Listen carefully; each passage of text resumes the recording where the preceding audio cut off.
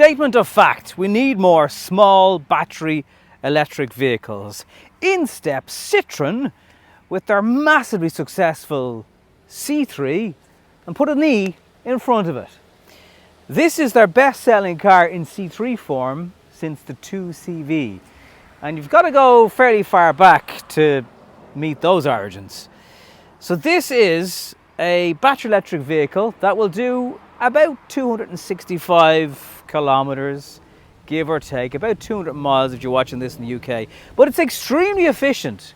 And we'll get into that in a minute. And it will do up to 100 kilowatt charging. So it's kind of got a lot going for it, including the price. Welcome to Nobby on Cars. This is the Citroen e-C3.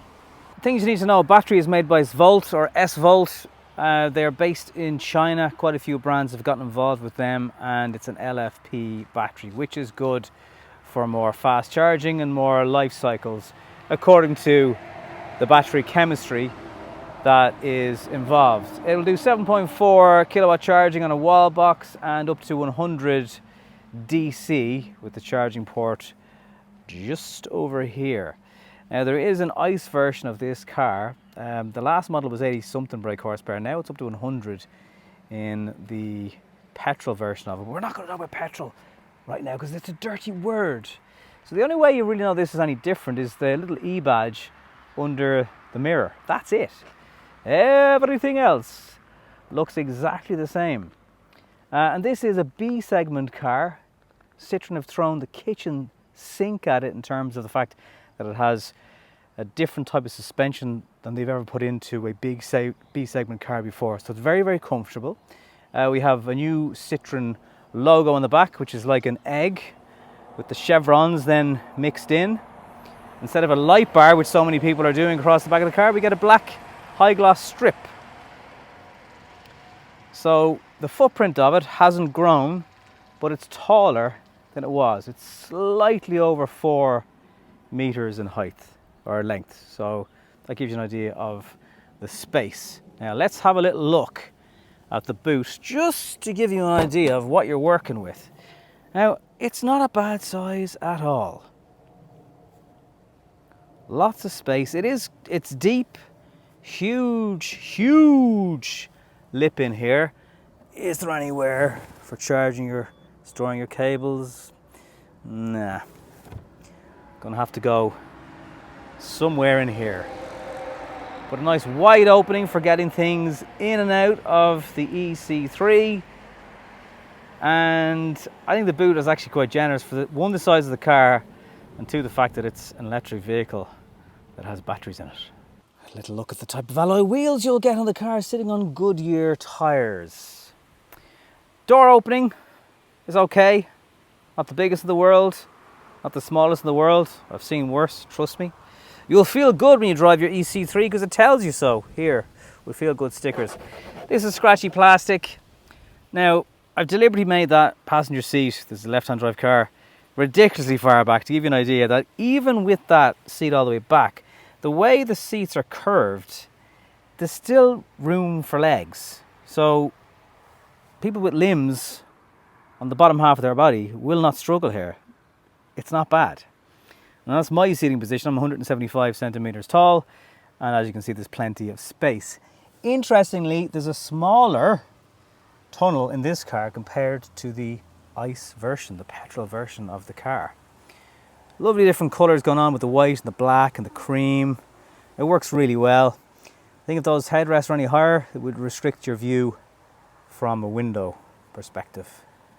But yeah, back managed to squeeze quite a bit, and also because this car is now taller, so actually I think they're going to done a good job with a small car when it comes to the inside interior space. When you're behind the driver's seat, you have this head-up display. As you can see, 11 kilowatt hours per 100 kilometers has been the worst I've managed to get it to do. It was generally hovering around 10.5, and this head-up display then turns into a floating shelf. As you can see, I've left details about the car down here. In fact, I could just show you this and let the laminate do half of the work for me. There you go. Polar white is this car, black roof. There's all the spec you get. 17-inch alloy wheels. Those colour clips, that's what the little colours on the back of the C-pillars are called, and you can change them depending on what you like. Physical climate buttons for those of you that hate things behind a screen. Holders for drinks. Wireless charging pad going on. Then a 10.25 inch screen, which it gives you information. I wouldn't say it's the most advanced, sophisticated screen I've ever had in terms of what it tells you.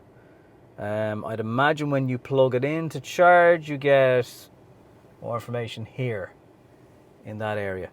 One USB-C charging port just tucked away nicely there. This is kind of a grey, it feels like tights, to be honest with you, material. Think of Fateless.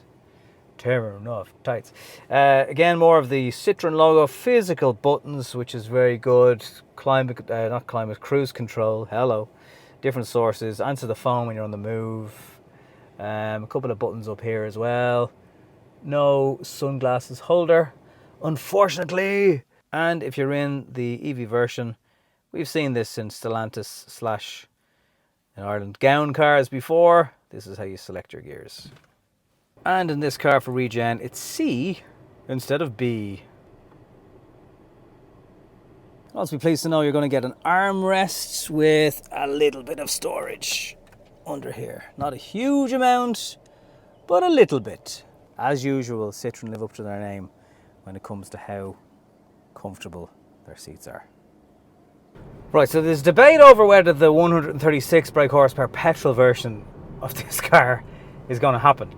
And let me use that to compare it with this, because electric cars have a lot of torque and you'd expect this to be very punchy, and when you floor it, it's a more gentle progression and the power actually feels like it's increasing the more you hold on to the throttle, whereas a lot of EVs it's just a straight burst straight away, so it's progressive.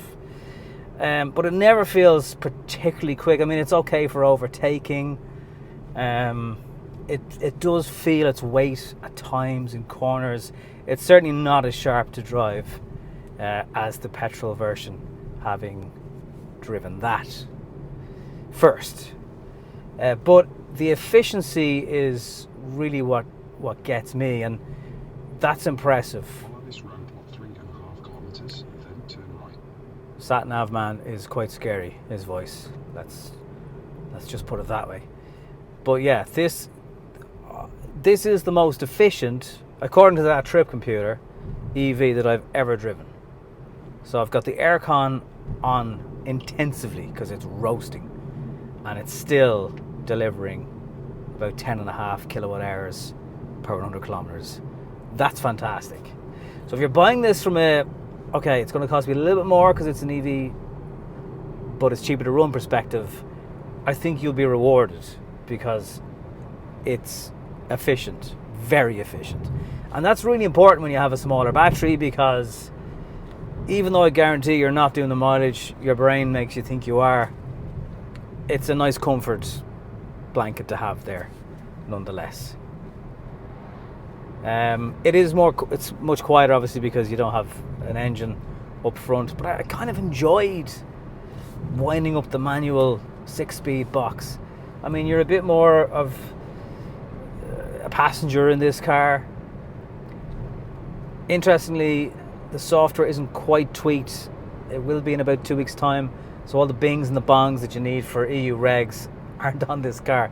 I'm pretty sure, not that I would recommend doing it because it's stupid if you don't, but I think you can even drive this car with your seatbelt off and it won't ping at you. So very unusual for that to be the case. Left-hand drive models will be in showrooms from June. First deliveries in September. Right-hand drive markets, including Ireland and the UK, it'll take a little bit longer than that. Probably going to be November, but we'll get all the different fuel variants in one go from then. So towards the end of the year, probably better off waiting for a 251 plate if you were serious about it. And I'm going over bumps. It has that usual extra little bit of weight. So the suspension is amazing in the petrol version. It's still really good in the BEV version, but it just has to work a little bit harder with that extra weight. I'm on a very unusual road surface now, so excuse the noise. It's not really the car or the tyre's fault. There we go. Back to normal now. Much smoother. But yeah, everything just feels heavier. You can feel the car having to work that bit harder. Just that twistiness, that bendy feeling you get from an EV with the weight is there. So there is no doubt the ICE version is much sharper to drive. It's not to say this is bad, it's just the other one is better. As a car that could be your first entry into the EV market, if you don't need a bigger car, not all cars need 77 kilowatt hour batteries. Brakes are good as well, as I've just checked. There's a Porsche Boxster up ahead. Let's see how long it takes us to catch up with said Boxster. You just, the steering is trying harder to grip, the weight is throwing around. It's noticeable. I'm starting to hear the Boxster. I am getting closer. He's lifting off for this bend. I'm not. Oh my God. Jesus, the weight of this car. He's probably looking in his rearview mirror going, what is he doing? But the point is, it's not that slow that I can't catch up with a Porsche Boxster. He's literally right in front of me. Oh, it's an S as well. Even better. This is really not the review I thought it was going to be. Citroen e-C3 chasing a Porsche Boxster up a mountain. But here we are. Now I can hear him accelerating. He's still not getting away though. This thing can keep up with Porsches. So it would be a lot easier to appraise this car if I knew the price. We've heard all the rumours of 25,000, 23,000, 23 sterling in the UK. It's hard to know where it's going to end up in Ireland. It can't really be more than 25, 26,000 euro. It just won't make sense. Citroen do feel that they have this part of the market sewn up. There's not that many B segment BEVs. Yes, there's petrol ones. I think the petrol is better to drive, if I'm honest with you. It's very efficient, I will say that. And the fact that you can charge it even at home in 7 hours means every night you'll wake up, every morning you'll wake up with a fully charged car. And I think that's the key message. People who maybe have never driven an EV before, certainly not owned an EV before, need to understand it's just like plugging your phone in with that size battery. You wake up in the morning, you have a full range again. You probably don't need to do that, but it can be done. Yes, it shows its weight in the bends compared to the petrol version. Clearly the flies love it. They're absolutely all over it. But as a quirky, mainstream EV, it looks pretty good, to be fair, and it's got a decent amount of interior space. Like, realistically, is there that much extra space in the Volvo EX30? Not really, not really. And this is going to be a lot cheaper. So let me know what you think of the new e-C3 from Citroen. Now that we've had a good poke around it today, would you consider it to be your next car? Thank you very much for watching this video review live from Austria, where it's roasting here on Nobby on Cars. This has been the Citroen e-C3.